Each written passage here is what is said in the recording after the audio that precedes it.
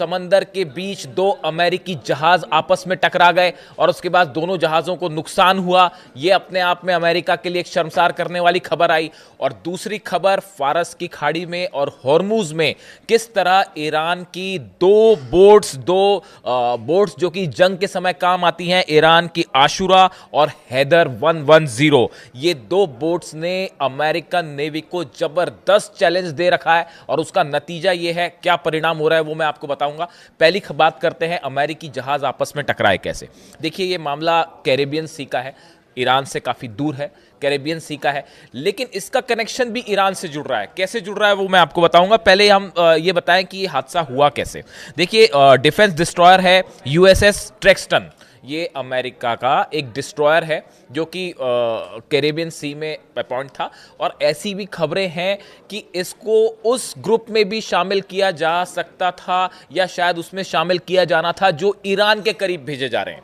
यानी ईरान, देखिए, एक तो अमेरिका ने ये अनाउंस कर रखा है, डोनाल्ड ट्रंप ने, कि एक और एयरक्राफ्ट कैरियर आएगा। और ऐसा जो अंदेशा है कि यूएसएस गेराल्ड आर फोर्ड जो है ये ज्वाइन करने वाला है अब्राहम लिंकन को। यानी एक सिर्फ अब्राहम लिंकन कुछ नहीं कर पाया, ईरान का कुछ नहीं बिगाड़ सकता, तो अब दूसरा भेजने की भी जरूरत पड़ गई है। ये अपने आप में बताने के लिए काफी है कि ईरान की नेवी क्या टक्कर दे रही है। ठीक है, तो अब ये जो डिस्ट्रॉयर है यूएसएस ट्रेक्सटन, ये समंदर में चल रहा था कैरेबियन सी में। और इसी बीच जो सप्लाई एक जहाज है, इसका नाम था यूएसएनएस सप्लाई, उसका नाम ही है यूएसएनएस सप्लाई।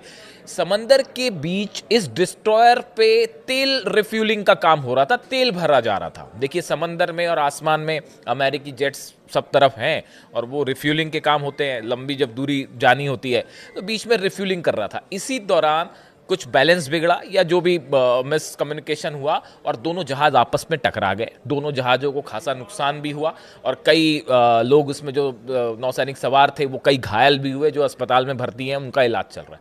अब ये खबर जैसी ही ब्रेक हुई कई जगह की समंदर में जो है अमेरिका के दो जहाज टकरा गए हैं।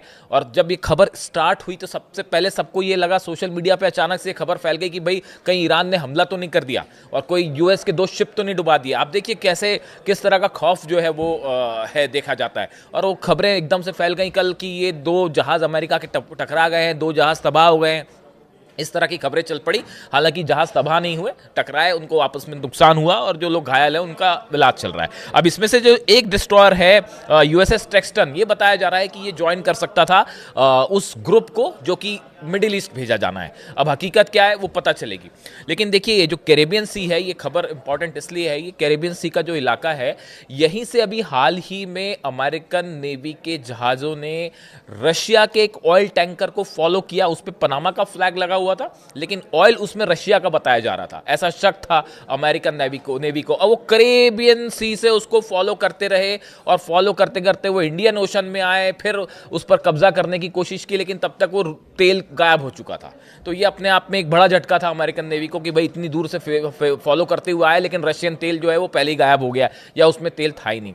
तो देखिए, कहने का मतलब ये है कि वेनेजुएला ऑपरेशन के दौरान भी अमेरिका ने कैरेबियन सी में अपने कई जहाज तैनात कर रखे थे और वो बड़ा आपाधापी मची हुई है, इसको फॉलो कर रहे हैं, उसको फॉलो कर रहे हैं। उस चक्कर में जो है अल्टीमेटली ये दो जहाज आपस में टकरा गए। ये बात हो गई कि अमेरिकी जो जहाज टकराए उसकी।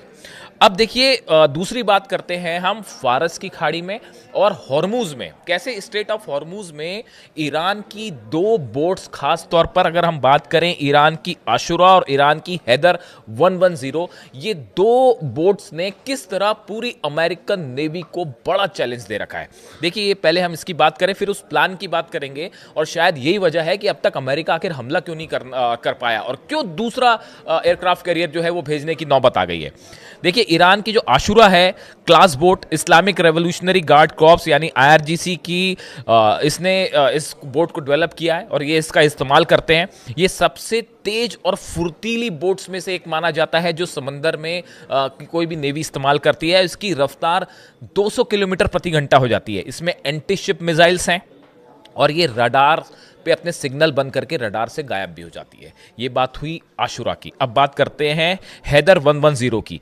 यह एक बेहद आधुनिक अति तेज मिसाइल बोट है जिसे आईआरजीसी ने तैयार किया है, और यह भी 200 किलोमीटर प्रति घंटा यानी कम से कम 110 नॉट्स की स्पीड से जो है वो समंदर में चल सकती है, और दुनिया की सबसे फास्ट लड़ाकू बोट्स में से एक मानी जाती है। और इन सब में जो है इस पे भी जो एंटी शिप मिसाइल्स तैनात हैं, और अब ये भी कहा जा रहा है कि ये जो एंटी शिप मिसाइल्स हैं ये कई सारी मिसाइल्स चाइना ने भी प्रोवाइड की है।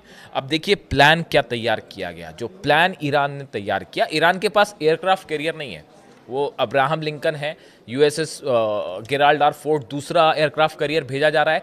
लेकिन जो नौसेना से जुड़े एक्सपर्ट्स बता रहे हैं कि ईरान ने प्लान तैयार किया है कि ये जो आशुरा और हैदर 110 बोट्स हैं, ऐसी करीब 100 से ज़्यादा बोट्स जो है वो हार्मूज में और फारस की खाड़ी में ऑलरेडी उतार दी गई हैं। बाकी कितनी है उसकी मैं बात नहीं कर रहा हूं, जो ऑलरेडी हॉर्मूज में और फारस की खाड़ी के आसपास जो है उतार दी गई हैं 100 से ज्यादा बोट्स। इन सब में एंटी शिप मिसाइल्स लगी हुई हैं। अब जो आकलन किया जा रहा है, जो प्लान ये है कि अगर किसी भी तरह का हमला अब्राहम लिंकन से होता है, या जो 9 डिस्ट्रॉयर्स अब्राहम लिंकन के को पीछे बैक करते हैं, अगर इनसे किसी भी तरह का हमला होता है तो ये 100 की 100 से ज़्यादा शायद ज़रूरत पड़ने पे और उतारी जा सके, ये हैदर 110 और आशुरा जो है वो सीधा अटैक कर सकती हैं अब्राहम लिंकन की तरफ। अब आप देखिए करीब 700 किलोमीटर के डिस्टेंस पे बताया जा रहा है अब्राहम लिंकन है ईरान की वाटर्स से। 700 किलोमीटर बहुत ज़्यादा डिस्टेंस नहीं है, और ऐसे हालात में अगर 200 किलोमीटर प्रति घंटे की रफ्तार से आप देखिए कि 100 बोट्स एक साथ आगे बढ़ें, सब में एंटी शिप मिसाइल्स हैं और सब एक साथ मिसाइल्स फायर करें, तो बताया जाता है कि ईरान के डिफेंस को उसको अमेरिका के जो डिफेंस हैं उसको रोकना मुश्किल हो जाएगा, और अब्राहम लिंकन को बचाना यहाँ पर मुश्किल हो जाएगा। देखिए ये इस तरह का प्लान पहले भी एक बार आजमाया जा चुका है, जिसमें कई बार जहाज़ों को बड़ा नुकसान देखा गया समंदर में, और इसको एक प्लान खास तौर पे इस प्लान के रूप में जाना जाता है इसको। और देखिए इसके साथ अगर बैक हो जाए ड्रोन्स का भी और मिसाइल्स का भी। अब आप देखिए समंदर में, अरे फारस की खाड़ी और हॉर्मूज का वो इलाका है जो ईरान का अपना घर है, ईरान किंग है वहाँ का। आप वहाँ की एक एक चीज़ चप्पे चप्पे से ईरान वाकिफ है। वहाँ पे जाके उसको हराना जो है वो ऐसा है कि शेर की मान में जाके शेर से लड़ना उससे उससे आसान मुश्किल काम है, मतलब उसी की तरह है वो, कि आप जो है शेर की मान में घुसें और उसको चैलेंज करें, उससे लड़ें, मुश्किल हो जाएगी अमेरिका के लिए। अब देखिए इसमें जो है बताया जाता है कि अगर 100 बोट्स से एक साथ हमला होता है, ड्रोन्स अलग हैं, मिसाइल्स अलग हैं, अगर 100 बोट से एक साथ हमला होता है और मिसाइल्स फायर कर दी जाती हैं बैक टू बैक, और उसमें से 90 मान लीजिए मिसाइल्स जो बोट से फायर की गई हैं, 90 मिसाइल्स भी अमेरिका ने रोक दी। चलिए मान लीजिए अब्राहम लिंकन थर्ड और पेट्रियट बड़े पावरफुल है, रोक दिए।